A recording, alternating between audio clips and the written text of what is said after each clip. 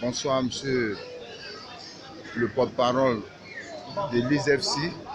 Hier, vous étiez à la primature et on devait vous rencontrer pour nous faire le point, mais on n'a pas pu.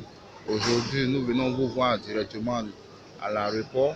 Pouvez nous faire le point de votre rencontre avec la primature? Bien, merci camarade général Yapo.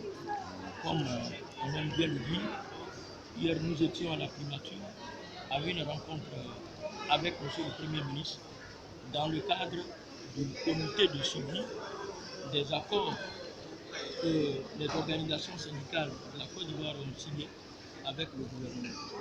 Donc c'était la première participation du Premier ministre avec les organisations syndicales. Il voulait donc installer officiellement ce comité et donc c'était le premier point à l'ordre du jour. Le deuxième point, c'est-à-dire il s'agissait de l'embrasement du Front social. Depuis, après la signature du protocole d'accord, le Premier ministre a noté que les syndicats, au lieu d'observer donc la trêve, se sont encore de nouveau mis en branle et ont rallumé le Front social. Alors, à ce moment précis, il voulait donc avoir l'analyse de la situation avec le comité de suivi et quelles étaient donc les solutions qu'il fallait apporter. À ce niveau, nous avons fait des échanges et des échanges, il est ressorti que effectivement, au niveau donc du Front social, il y a un embrasement. Parce que la trêve sociale ne signifie pas la fin des revendications des travailleurs. Quand on est en trêve, c'est le rendez-vous où l'autorité doit avoir une oreille attentive au niveau donc du travailleur. Mais malheureusement, ce n'est pas le cas au niveau de notre gouvernement. Quand on est en trêve, c'est là où les ministres refusent donc de discuter avec les organisations syndicales et c'est ce qui explique aujourd'hui en partie l'embrasement du Front social. À ce niveau, il n'y a pas de remède miracle. Le remède miracle, c'est qu'il n'y a pas de remède miracle. Il faut tout simplement que les ministres acceptent, oui, ils acceptent d'ouvrir à tout moment les discussions avec les partenaires sociaux que nous sommes.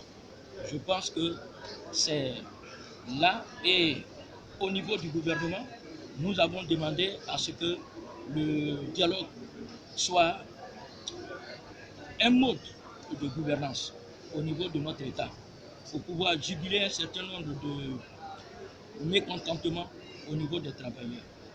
Et fini, une fois de plus, le Premier ministre a brandi l'épée de Damoclès sur la tête des syndicalistes que nous sommes pour dire tous ceux qui vont aller en grève, eh bien donc n'auront pas leur stock d'arriérés payés et vont subir des fonctions à la mesure de leur temps de grève.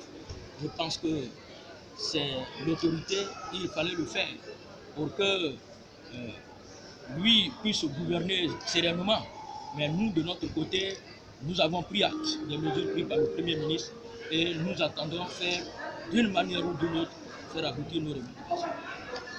Monsieur le porte-parole, aujourd'hui vous êtes à l'aéroport, vous partez dans un pays, le Danemark, vous partez faire quoi? Bien, ça c'est un rendez-vous classique qui a lieu tous les 5 ans. C'est le congrès de la Confédération syndicale internationale. La Confédération d'unité dont je suis le secrétaire général est donc membre de la CESI. Et donc c'est à ce titre-là que nous envoyons nos délégués, ici divisés à 4 délégués, qui vont en Danemark pour le congrès de la Confédération syndicale internationale.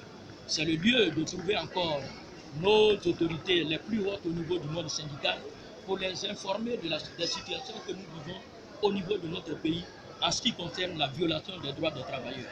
Et là, nous ne comptons pas nous amuser là-dessus.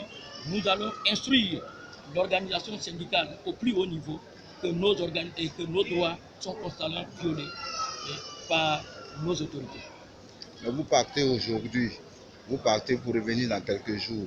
Mais quels sont les consignes que vous avez laissés à vos camarades syndicalistes membres de l'ISFC? Au niveau de l'ISFC, c'est un groupe, c'est une équipe qui travaille, ce n'est pas un individu.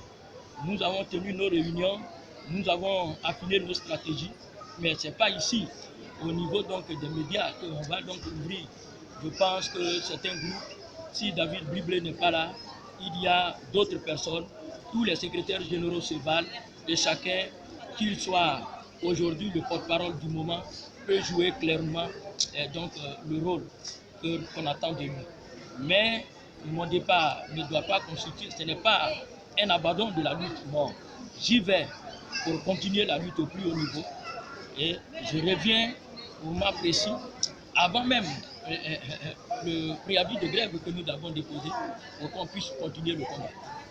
Aujourd'hui, il y a des syndicalistes qui vous suivent. Qu'est-ce que vous pouvez leur dire comme pour les motiver? Tout ce que je peux dire aux syndicalistes, toute notre plateforme de revendication est maintenue. Nous allons défendre cette plateforme de revendication devant nos autorités. Le lundi, il y aura un rendez-vous important avec notre autorité du ministère de l'Éducation nationale.